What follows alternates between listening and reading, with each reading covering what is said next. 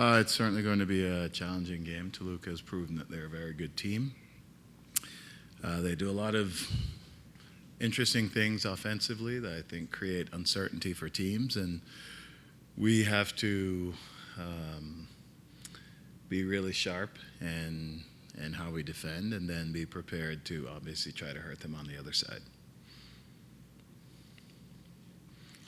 Robin, with a three-team group, there's obviously some complexities here where you could have a three-way tie on 3 points and all the various tying scenarios, including one where you're counting yellow cards maybe more diligently than you would in league play.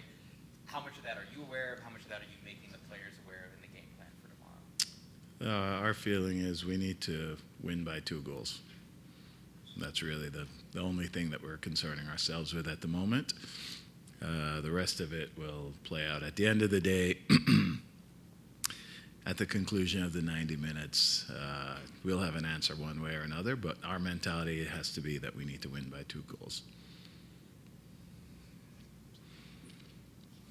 Hi, so the team looked very competitive, very sharp and challenged today. How do you think the team's mindset is heading into this match, knowing that you need a win?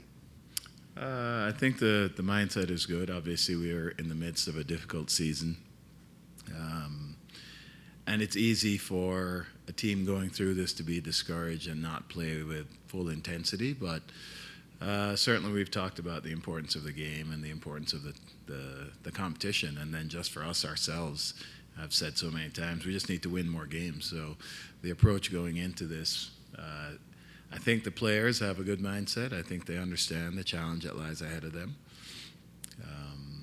And like I said, I know they're a very good team.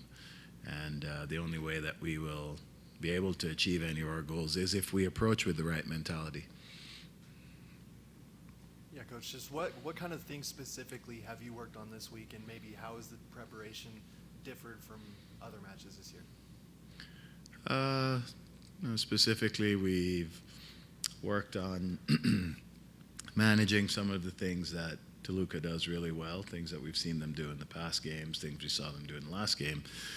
I think, as I keep saying, unless you're Manchester City, your first concern generally is need to make sure you can stop the other team, because if you can't, then you're looking for a 6-5 game, and I don't know too many coaches who want those. So the first thought is to be able to try to stop them. I think they're a very good team. And then, obviously, with the ball, working on ways that we think we can unbalance them and create some opportunities for ourselves.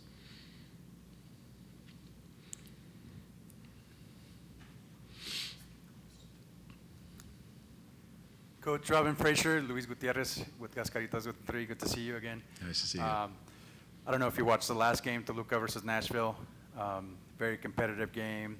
We saw Toluca do some pretty interesting things on the field. How have you guys prepared for some of the different looks in the attack that Toluca brings to this game?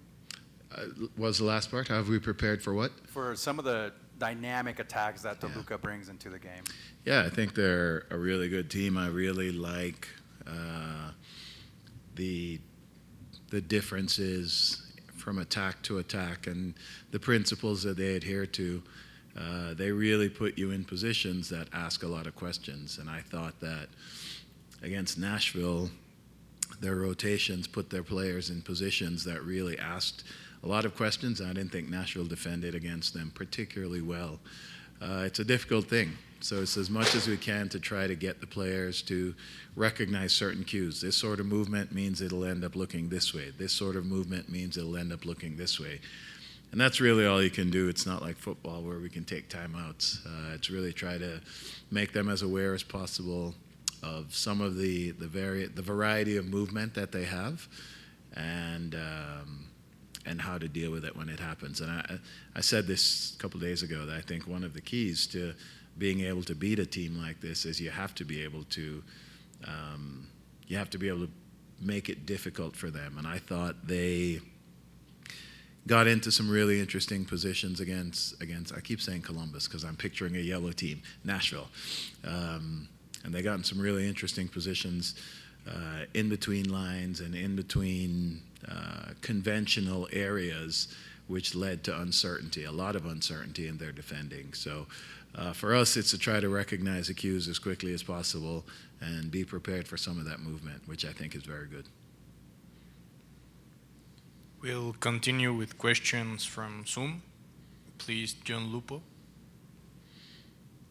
Robin, you mentioned that you want to make it uncomfortable for them, and they do have terrific rotations, and they have a lot of guys who like to play in the attack and who can get forward. Do you feel like that keeping the ball, when they have the ball, keeping your man in front of you, sharp, quick movements to close down their space, being aware, do you feel like that those will be some of the keys to maybe disrupt their rhythm as you want to do, you know, maybe isolate them on one side? Do you feel like those are some of the things you can do to just take away their flow?